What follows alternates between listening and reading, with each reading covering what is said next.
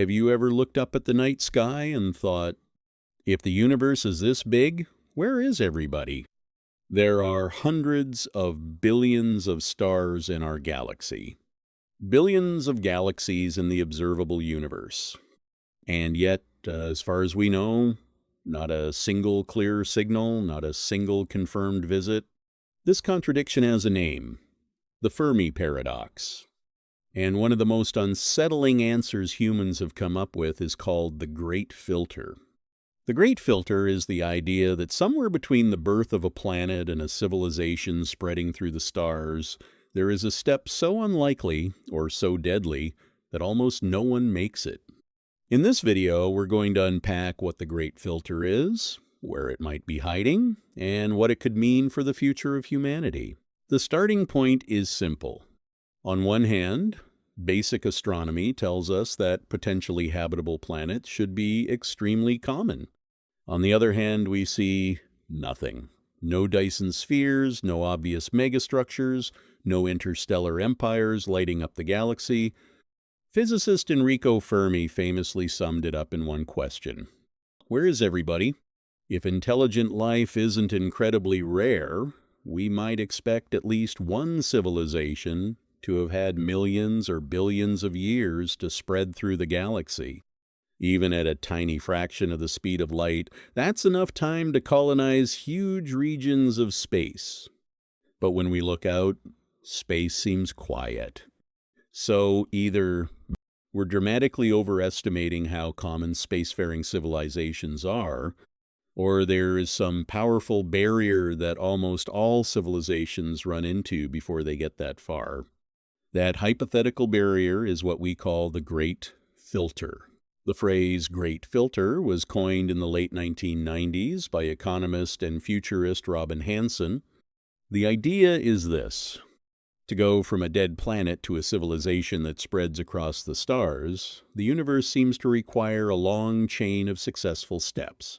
For example, steps like the formation of a stable, habitable planet, the origin of life at all, the jump from simple, single-celled life to complex cells, the evolution of multicellular organisms, the emergence of intelligence, the development of technology, the ability to survive long-term, avoid self-destruction, and expand into space.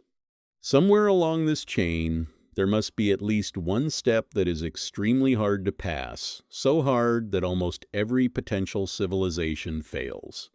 That step or group of steps is the Great Filter. Crucially, the Great Filter could be behind us in our deep past, meaning that reaching our current level was the extremely unlikely part, and we've already beaten the odds, or ahead of us in our future, meaning that becoming an advanced spacefaring civilization is what almost nobody survives. Those two possibilities have very different implications for our future. Let's imagine the optimistic scenario first. The Great Filter is mostly behind us. In this picture, the silent universe is telling us that the hardest steps are in the early stages. Maybe the origin of life itself is unbelievably rare. Or maybe simple life is common, but the jump to complex eukaryotic cells almost never happens. Or perhaps multicellular life is the real miracle, or the evolution of human-level intelligence is a freak accident. If one of those early biological transitions is the Great Filter, then almost every planet stays at the level of microbes, or maybe simple animals, forever. In that case, humanity may be one of the extremely rare species that somehow made it through. This is the scenario Oxford philosopher Nick Bostrom calls the good news version of the Great Filter. If the hardest part is already done, then the silence of the universe might actually mean we've already survived the worst. Under this view, we are not just one civilization among many. We are cosmically lucky, a statistical outlier that made it through a nearly impossible evolutionary gauntlet. That doesn't mean we're safe, but it does mean that the universe's grand bottleneck might be mostly in our past. Now, for the darker possibility that the Great Filter is mostly ahead of us. In this scenario, the early steps, life, complexity, intelligence, might not be that rare. Maybe lots of planets get this far. Maybe there are many civilizations roughly at our level scattered through the galaxy. If that's true, then the reason we don't see galaxy-spanning empires is that almost nobody makes it past the next stage. Something or several things regularly wipes out or permanently limits civilizations when they reach a certain level of technological power.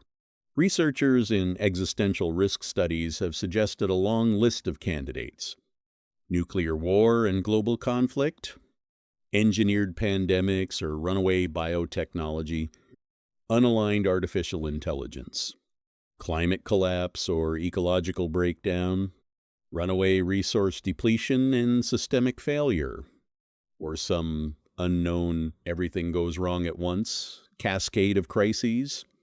In other words, the phase we are entering right now, a global civilization with rapidly accelerating tech, might be exactly the phase that nearly everyone fails. In that case, the silence of the universe is not comforting at all. It is a warning.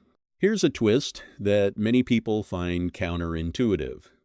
You might think that finding any life beyond Earth, even simple microbes on Mars or on an icy moon, would be great news.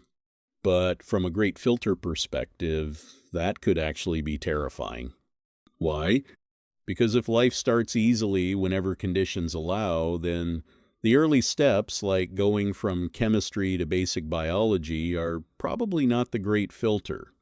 If we discover independent life that evolves separately from Earth on Mars, Europa, Enceladus, or an exoplanet, then we know that the jump from non-life to life is not impossible.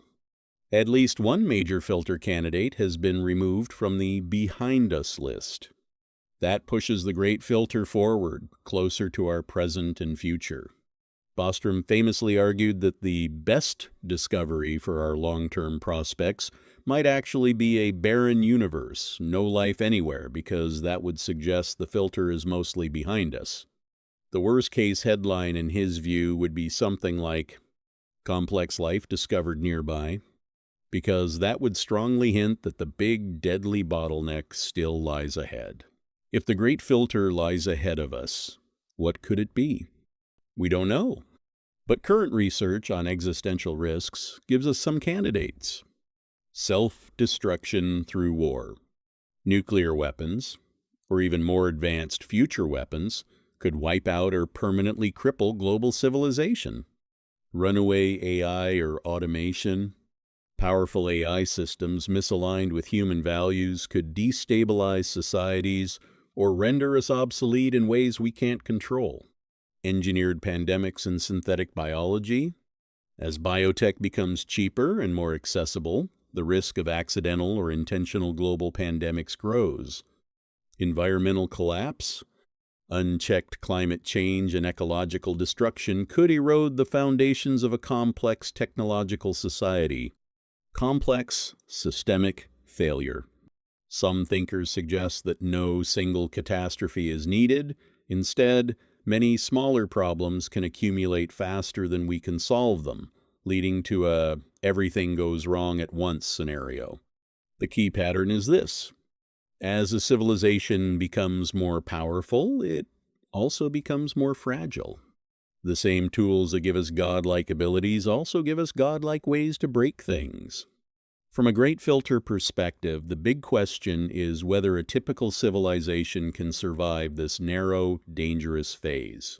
Writers and philosophers sometimes summarize the great filter problem in 3 brutal options. We're rare. The filter is behind us. The steps needed to reach our level are so unlikely that almost nobody makes it. We might be one of the very few or even the only advanced civilization in our part of the universe.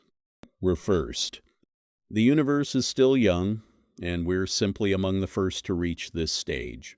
Others may come later, but for now we're early. We're in trouble.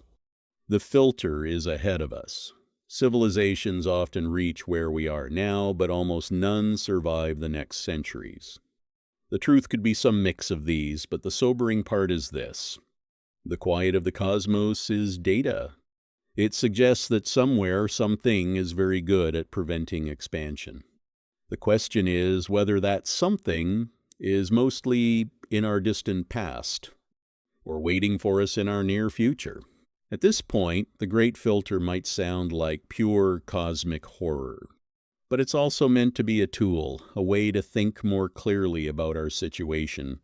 One branch of research argues that if we take the Great Filter seriously, we should treat existential risk reduction as a central global priority, build institutions that can manage high-stakes technologies safely, invest in resilience, everything from better global health systems to robust AI governance to climate mitigation.